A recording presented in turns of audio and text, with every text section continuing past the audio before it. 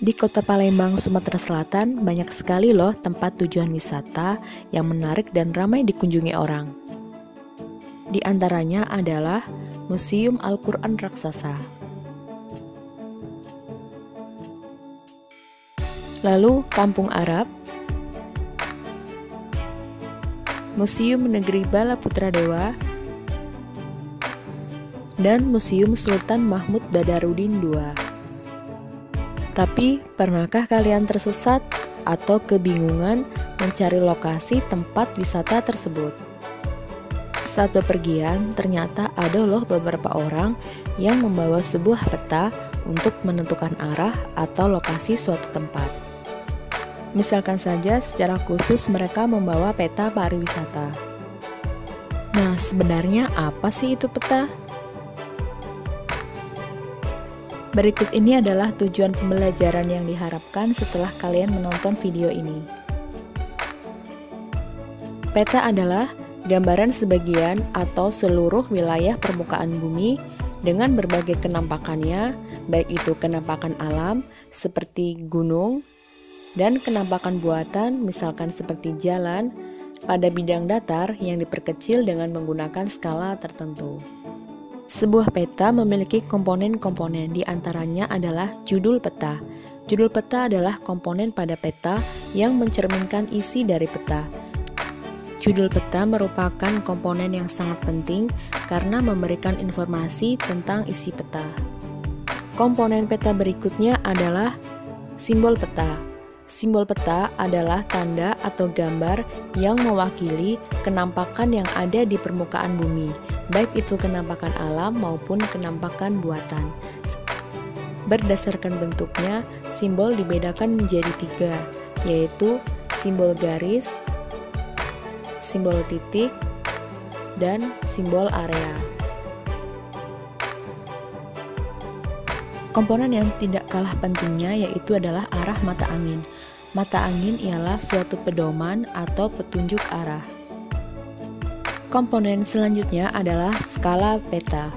Skala peta ialah perbandingan antara jarak yang ada di peta dengan jarak sebenarnya yang ada di lapangan. Salah satu fungsi dari skala peta ialah untuk mengetahui jarak antar tempat.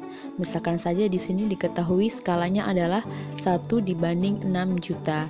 Ini berarti setiap 1 cm di peta sama dengan 6 juta cm di lapangan. Komponen berikutnya adalah garis astronomis. Garis astronomis ini dinyatakan dalam bentuk garis lintang dan garis bujur. Selain itu, garis tepi juga merupakan salah satu komponen peta. Setelah kita belajar beberapa komponen peta, sekarang kita akan belajar tentang jenis-jenis peta. Berdasarkan isinya, peta dapat dibagi menjadi 2, yaitu yang pertama peta umum. Peta ini menggambarkan seluruh kenampakan di permukaan bumi, baik kenampakan alam maupun budaya. Contohnya adalah peta dunia. Jenis peta berdasarkan isinya, yang kedua adalah peta khusus atau tematik.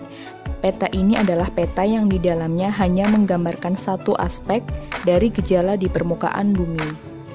Contohnya adalah peta perakiraan daerah potensi banjir, peta analisis curah hujan, dan peta persebaran hasil bumi pertanian di Indonesia. Lalu bagaimana caranya kalau kita ingin memperbesar atau memperkecil ukuran peta? Cara untuk mengubah ukuran peta bisa dengan cara satu, fotokopi, yang kedua dengan menggunakan alat pantograf, dan yang ketiga bisa dengan menggunakan grid.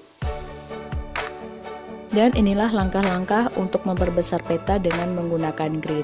Yang pertama, membuat grid atau garis-garis yang membentuk kotak-kotak pada peta dasar yang akan diperbesar. Berikan penomoran pada kolom dan garis grid. Langkah kedua adalah membuat grid yang lebih besar pada kertas untuk menggambar peta baru. Ukuran grid sesuai dengan pembesaran peta. Dan langkah ketiga adalah pindahkan detail kenampakan peta dasar pada grid-grid peta baru.